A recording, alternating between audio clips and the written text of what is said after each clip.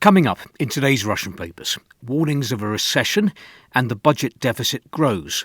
First, ahead of the new school year, Komsomolskaya Pravda reports that Russian schools have been sent a list of patriotic songs for children to learn.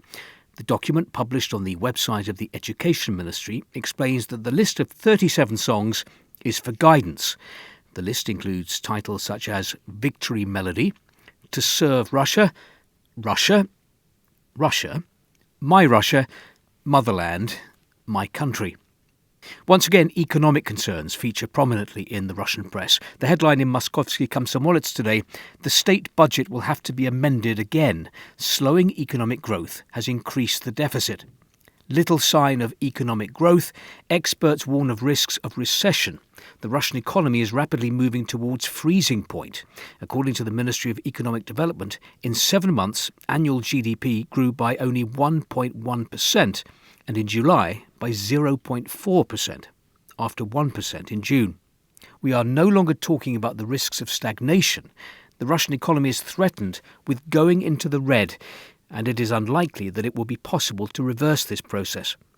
RBK reports that income inequality has risen in Russia, according to the State Statistics Agency. This is interesting.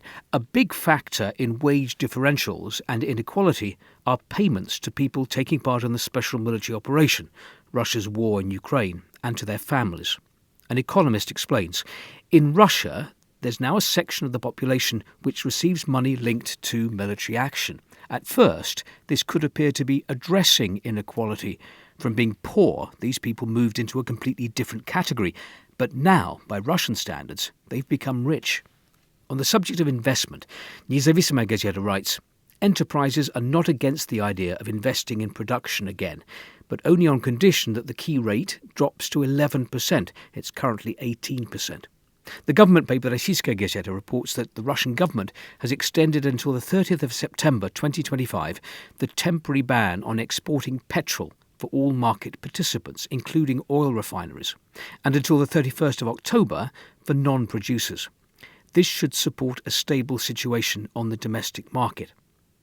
On the current high price of petrol, the paper quotes a market analyst as saying, petrol prices depend on the situation with scheduled and unscheduled repairs at oil refineries. Uncertainty now is high, therefore forecasting production levels is impossible. We'll have to wait at least a month for a real drop in petrol prices. Unscheduled repairs, I think, is code for repairs due to recent Ukrainian drone attacks on Russian oil refineries. Finally, Kommersant looks ahead to Vladimir Putin's trip to China. This opinion piece refers to it as a symbol of unity.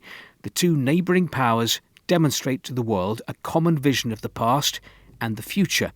Make it clear to the global south that there is an alternative to the Western world order, and to the West that this alternative will have to be taken seriously.